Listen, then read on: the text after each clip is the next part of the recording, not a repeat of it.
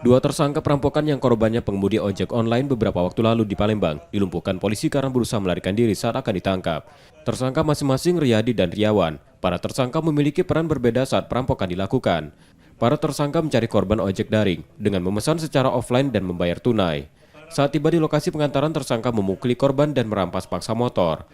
Ketika sampai ke mendekati tempat tujuan, dilakukanlah aksi terhadap perampasan kendaraan tersebut yang notabene rekan-rekannya sudah menunggu dan terjadi pembagian tugas siapa yang melakukan pemaksaan, siapa yang melakukan pengambilan barang bukti, yang pada akhirnya terjadilah tindakan perampasan dengan korban ojek online.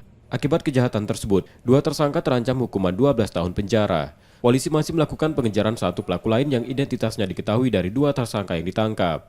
Yudi Kiswanto, Kompas TV, Palembang, Sumatera Selatan.